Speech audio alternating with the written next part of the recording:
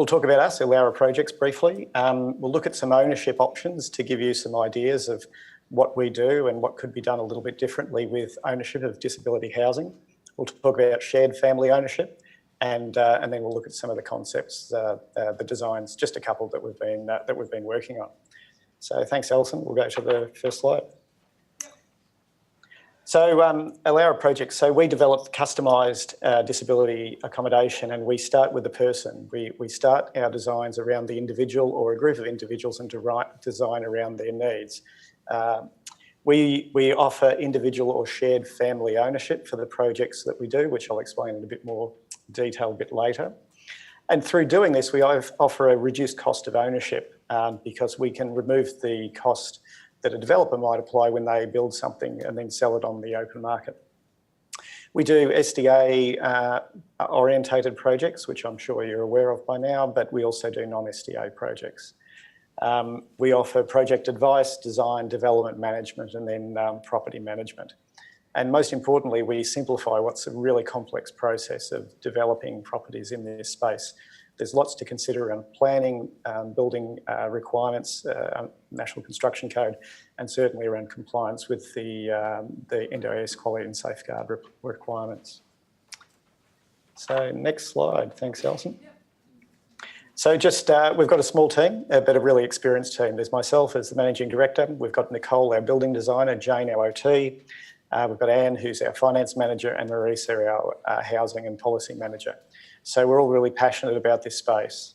It's a very new space, and we see the changes that have occurred through the NDIS, particularly around the separation of housing and support funding, as a wonderful opportunity, and that's the space that we're working in. Now, Alison, if you change to the next slide, the title is Ownership Options. It says rental. You might need to click 2 or 3 times to get to the full slide. There's actually 3 images on the page. Got it. Great. So although I said this slide was ownership options, it's more like accommodation options. What we're showing here is what's probably pretty traditional, where someone lives in a dwelling, and it might be a home with 5 residents. It might be a smaller dwelling, or it might be a few dwellings on the lot, or it might be an apartment, and they're renting a place. And the new SDA funding certainly facilitates this model, where someone can reside in a property and they pay rent, and if SDA is involved, then that SDA is paid from the agency to the property owner. So that's great. Then that SDA is presenting hopefully new opportunities to live in more smaller, more individualised accommodation than may have been available in the past. However, if we go to the next slide, what we like to think of is there's another element we can add to that, and that is, what if that property wasn't owned by an organisation or a private investor? What if it was owned by the family? And that's where we come in. So we offer a service where we can design and then develop a property so that families can own it. Now, here in Victoria, we've got a lot of families who live on larger properties, and there's an opportunity to actually possibly develop the properties that they own on, and we're helping in some of those cases. So on that first square, you'll see the word SDA down the bottom with a cross. If a participant is funded for SDA, they can't live in the family home and be eligible for the SDA funding. However, the family can develop their own property to build another dwelling on the property for their son or daughter. A lot of our clients are participants living at home with their parents, and so we've got some projects where they're looking at building a new house. You could actually build 2 dwellings on a site. You could even go and look at a site and say, well, can we build a dwelling, and then if it's big enough, actually subdivide off some of the land in order to pay down the investment in that new house. Because we offer a development management service, we effectively give those skills of a developer to the family at really low cost. We charge something like an architect would charge to design the dwelling. But we do that. We do much more in helping families become the developers, as I mentioned previously, and saving in cost in doing so. So if we could just change again, Alison, to shared family ownership. So we've got projects at the moment where there's going to be not just one owner, owning the project, but a number of families. And we're helping connect families so that they can collectively own the projects together. Now that could be 2 families, it could be 3. So we can open up new opportunities for shared ownership, which again reduces the cost because those families just then share in a portion of the cost in developing that property. Some of these projects have one house on the site, some have multiple. It's really up to it's driven by the family and the participant as to what their needs are and what their interest is in creating, and we sort of work around that. We've started talking about some blended options as well, where we blend in some SDA funded participants with non-SDA funded participants, and that's possible as well. There's a lot of complexity to this, which I won't go into in this presentation, particularly around participant compatibility, but we're working on our processes to help make sure that works effectively as well. So just the next slide, thanks, Alice. Yep. So with the separation of the funding of housing and supports, it does present new opportunities where the families can be the owners of a property, and supports can be provided by a third party selected by the participant or the group of participants. And I've pretty much said the other thing there, that families can work together to reduce the cost of ownership. So the benefits, so the next slide, sorry, the benefits of that are securing and owning your own home for the long term. It is also a long-term investment for the families. Families and the participants, of course, have the ability to participate in the process of selecting other residents to share with. There's the ability to customise dwellings to meet specific needs, and that's something we really focus on, is the design smarts. So between Nicole, our building designer, and our Jane, our OT, we really believe we can design buildings that are focused on the individual to increase their ability to live more independently.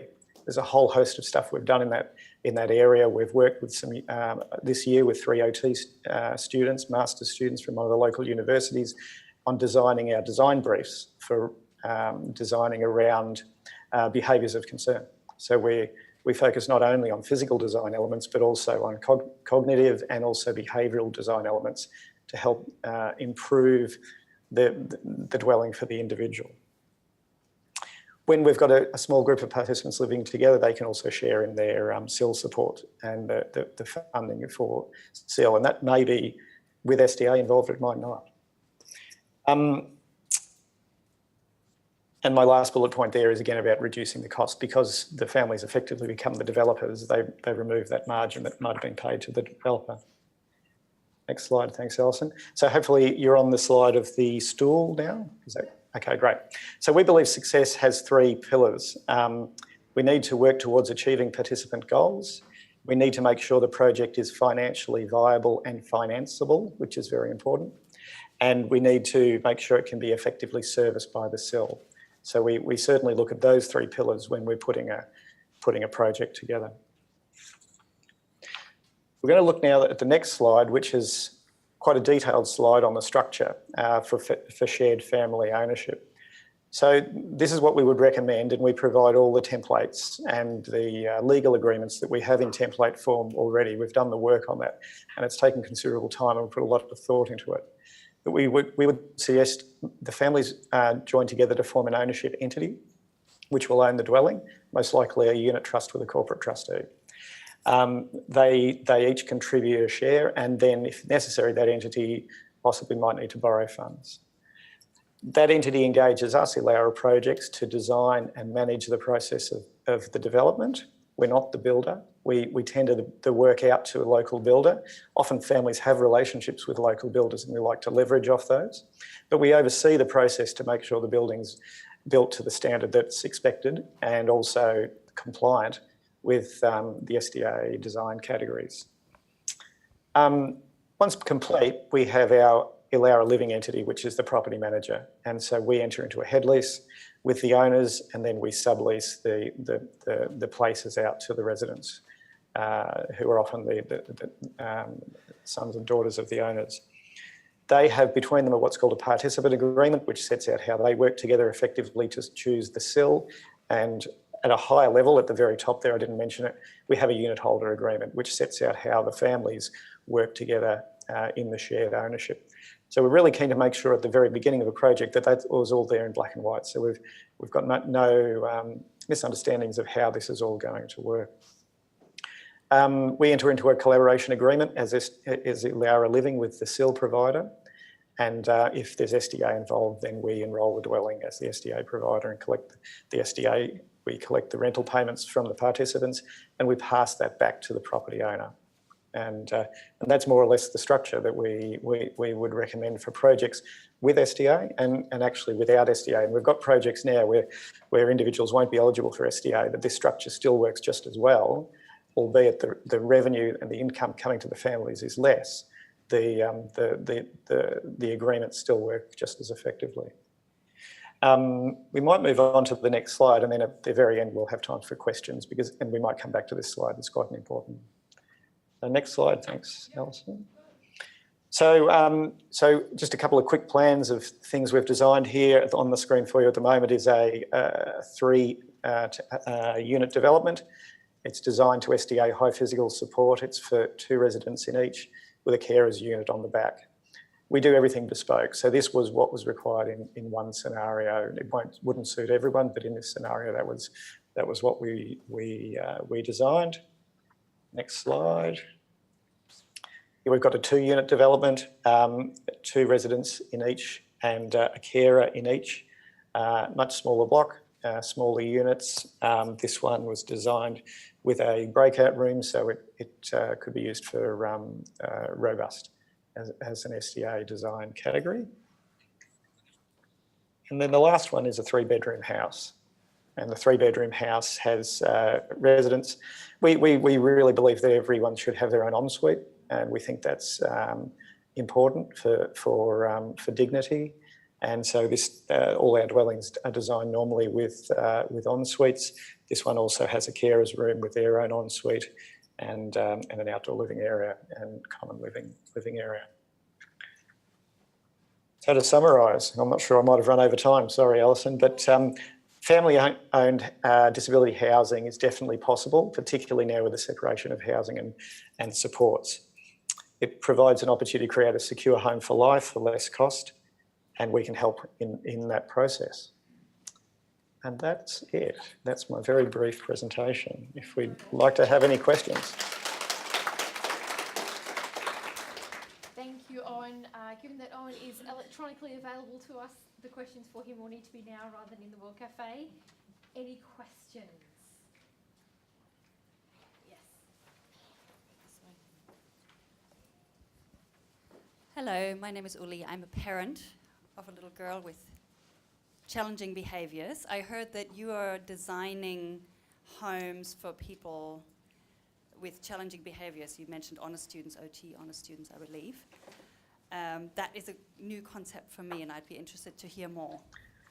Okay, sure, Uli. So we've got some design criteria set down by the NDIA for SDA design category robust, but we think there's a lot more that can be done over and above that. That's sort of, I guess, a minimum requirement.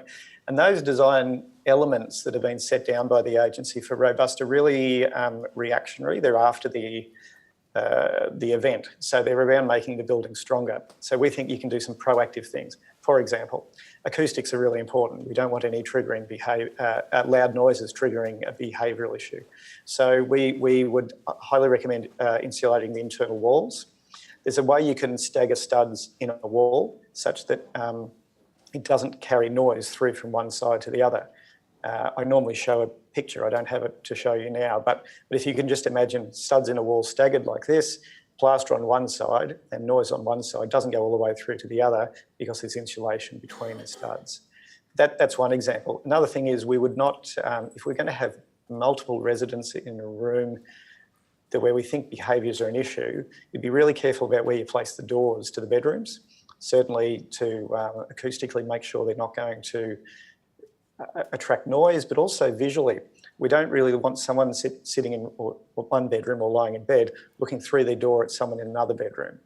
Those sort of things are really simple design elements, don't cost much to do when you build a building from scratch, but make a big difference. Double glazing, I think these days is a must acoustically. That really helps. They're the kind of things we would design into a building to help with behaviours. Thank you. And have you got examples where people live by themselves? Because we've heard today a lot of options of shared facilities and integration of the community which in some cases is almost impossible Yep.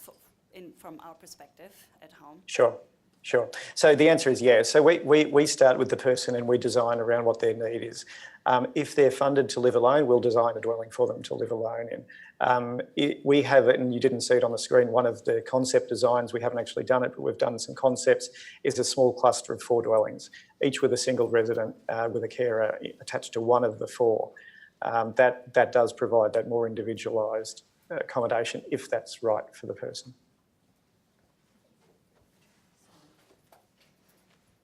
Hi, can you do this in Canberra? That was the obvious question. We would love to. So if you would like to contact me after today, I think on the 1300 number, we can certainly chat to you about that. I'm just wondering, a rough estimate of the cost of a 3-bedroom robust house. That's a really good question. It depends on how robust we make it. So there's levels of robust. There's robust, the agency suggest, in their design category, and we can go much, much more than that. And of course, the cost increases as we go. I'm a bit anxious to sort of guess. I mean, you'll be certainly looking in the high hundreds of thousands of dollars. You'd be certainly looking up around the 800,000 or 900,000, I would suggest.